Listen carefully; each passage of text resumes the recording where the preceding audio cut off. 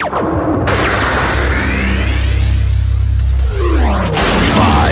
four, three, two, one, zero.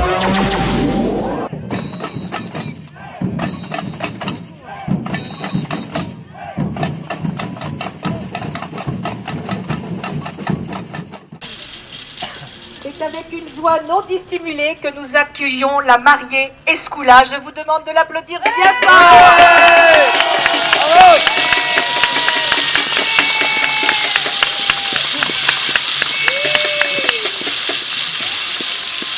Vous avez beaucoup roulé votre bosse pour une jeune mariée, je vous l'accorde.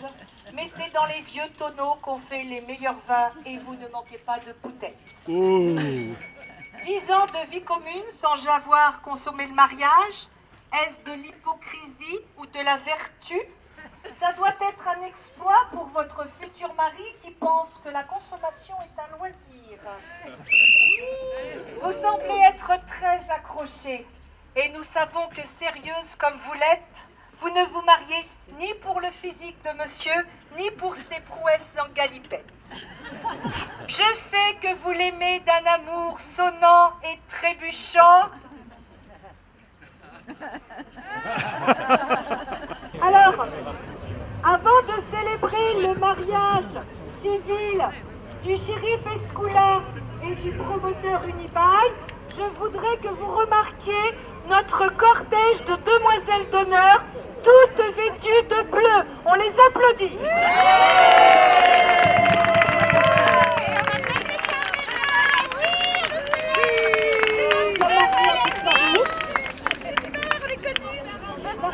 La mariée discute avec une demoiselle d'honneur. Alors, bonjour aux époux et à l'assemblée ici présente. Étant en possession de l'intégralité des pièces nécessaires et les formalités indispensables ayant été remplies, nous pouvons procéder au mariage. Voilà. S'il y a dans l'assemblée une personne qui voit une raison d'annuler ce mariage, qu'elle le dise, sinon qu'elle se taise à tout jamais. Alors, y a-t-il dans l'assemblée quelqu'un qui s'oppose au mariage? Pour mémoire, la liste des documents. Premier document, permis de construire illégal. Non, je ne suis pas d'accord parce que je me suis laissé dire qu'après un passage à l'Élysée et un passage en force de notre belle mariée, la légalité du permis de construire n'est qu'une formalité. En passant par les minutes, j'ai trouvé quelques belles espèces endémiques. Tenez, madame la mariée, c'est pour vous. Ah, laisse-moi le ballon. Maintenant, le président du conseil départemental, un véritable hawk d'âme mérique, il a aussi un cadeau à vous faire. Oui, j'ai aussi un cadeau à vous faire. Alors, grâce à moi, vous avez une belle route pour accéder au centre commercial. C'est mon cadeau à moi.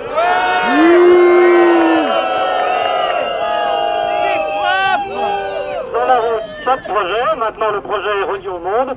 Le monde est à mes pieds. C'est ce que je voulais. Alors, les mariés, s'il vous plaît, vous allez procéder à l'échange des anneaux.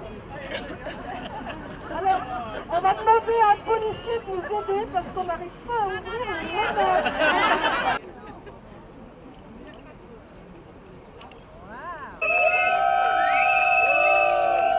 Pour les mariés, pip pip!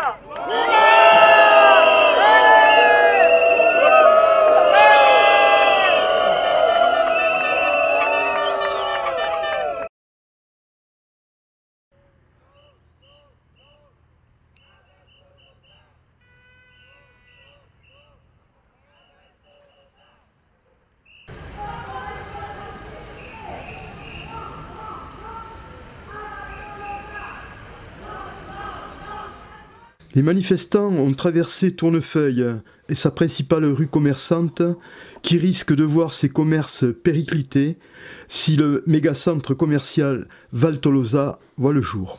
J'ai mis cette affiche parce que je suis commerçante à Tournefeuille commerçante indépendante. Je trouve que les affaires sont déjà suffisamment difficiles par les temps qui courent, sans avoir encore à subir l'arrivée d'un nouveau centre commercial inutile, puisque la région toulousaine est pourvue de très très largement de grandes surfaces qui sont aussi désertes que nos magasins dans certaines périodes, donc je ne vois pas l'utilité d'une nouvelle grande surface. Bien sûr. C'est un modèle dépassé. Absolument. Ouais. D'autant que ce projet-là, la zone de chalandise, c'est plus de 930 000 habitants. Hein. Ah mais bien sûr. C'est-à-dire que le Gers est concerné, toute bien cette sûr. partie, et Toulouse est concernée aussi. Hein. Moi j'ai une collègue qui est à l'île Jourdain, donc qui subit et qui subira l'arrivée de ce centre commercial. Auch est également très inquiet, les commerçants d'Auch sont très inquiets. Voilà, oui, ça va rayonner très large, puisqu'a priori c'est une surface commerciale immense, dont on n'a pas besoin, je le répète. Un centre commercial veut dire que tous les commerces qui se trouvent aux alentours ferment.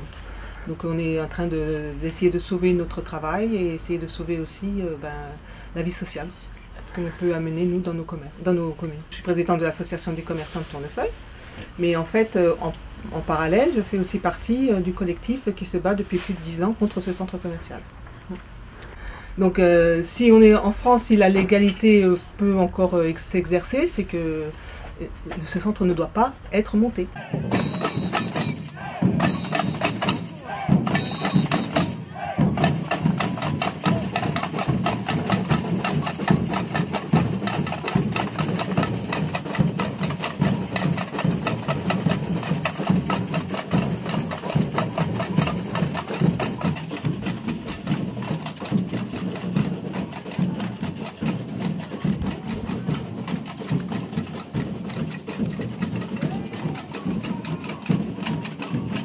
Sur le pont Neuf, où j'attendais dans le cadre de ce reportage le passage des marcheurs, plusieurs passants choqués par le déploiement excessif de policiers et l'installation de barrières anti-intrusion m'ont interrogé sur le bien fondé et les motivations de cette mesure.